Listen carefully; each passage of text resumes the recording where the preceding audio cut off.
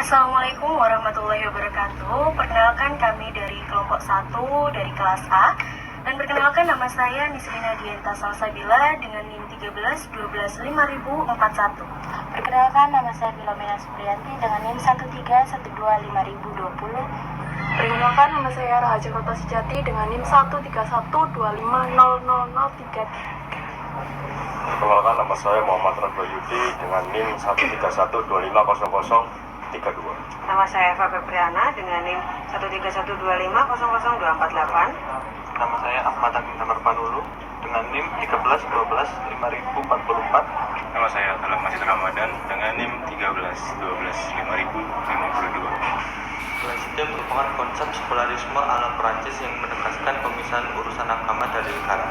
Ini berarti negara tidak ikut campur dalam urusan agama.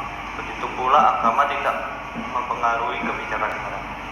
Laicite juga menegaskan netralitas negara terhadap agama sehingga politik bersifat non-agamis dan kebebasan beragama dijamin selama tidak mengganggu ketertiban umum.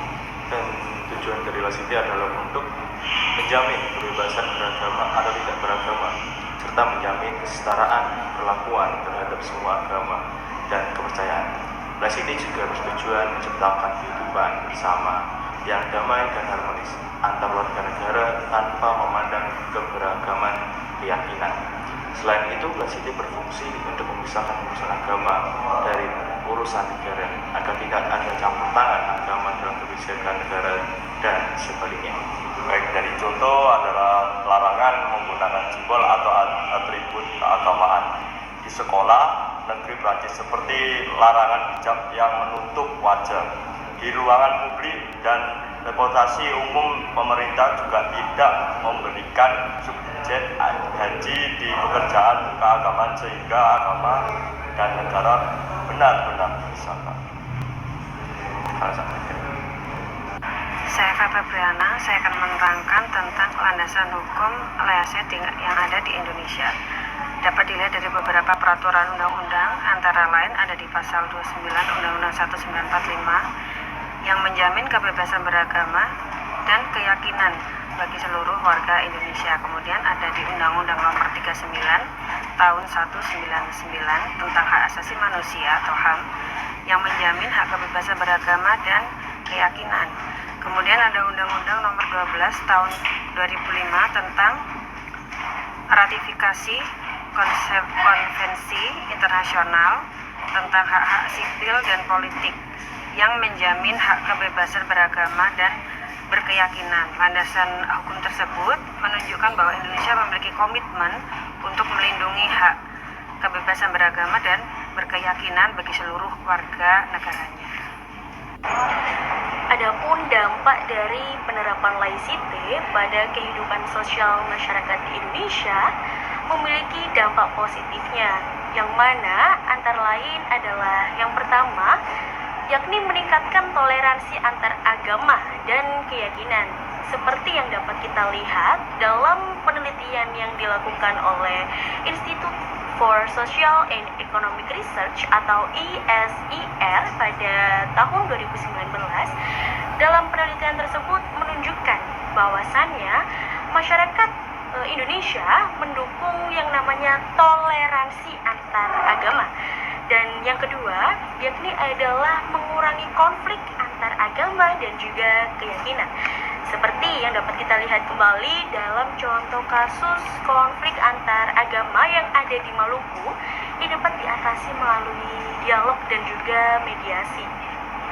Yang ketiga, yakni adalah meningkatkan partisipasi masyarakat dalam pemilihan umum atau yang kita kenal dengan pemilu. Dalam hal ini, pemilu termasuk dalam konteks kehidupan sosial dan politik. Nah, dengan adanya partisipasi masyarakat dalam pemilu, hal ini menunjukkan bahwasanya masyarakat sudah memenuhi sistem pemerintahan demokrasi. Namun, perlu kita ingatkan kembali bahwasanya apabila penerapan Laicite tidak bisa diimplementasikan dengan baik, dengan secara positif, dengan maksimal, maka tentu akan memiliki dampak yang negatif, yang mana contohnya seperti adanya radikalisme dan juga intoleransi. Nah, Tantangan dan hambatan yang mungkin dihadapi dalam menerapkan laicite di Indonesia ini antara lain. Yang pertama, terjadi perbedaan interpretasi tentang agama dan keyakinan yang dapat memecah belah masyarakat. Yang kedua, kurangnya kesadaran masyarakat tentang apa sih itu laicite dan pentingnya laicite, lalu toleransi yang terjadi di Indonesia. Yang ketiga, pengaruh radikalisme dan intoleransi yang dapat mengancam kehidupan sosial masyarakat. Dimana misalnya kalau kita tidak toleransi ya teman-teman, terjadi banyak kasus intoleran, itu akan terjadi perpecah belah seperti yang saya sebutkan di pertama. Nah, untuk mengatasi tantangan dan hambatan tersebut, perlu dilakukan edukasi dan sosialisasi tentang pentingnya laicite dan toleransi, serta meningkatkan kesadaran masyarakat tentang hak dan kewajiban sebagai warga negara. Baik, sekarang saya akan melanjutkan tentang strategi dan solusi untuk menguatkan laicite. Strategi dan solusi dalam memperkuat laicite yang pertama adalah meningkatkan edukasi dan kesadaran masyarakat dalam tentang pentingnya laicite dan toleransi melalui sosialisasi dan pendidikan. Yang kedua, meningkatkan partisipasi masyarakat untuk kehidupan sosial dan politik melalui program demokrasi yang terpampang dan akuntabel.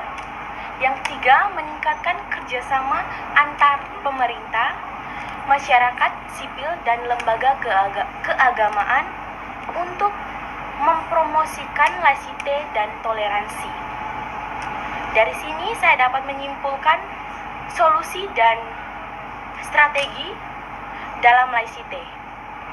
Diharapkan laicite dapat diimplementasikan dengan baik dan meningkatkan kehidupan sosial masyarakat Indonesia.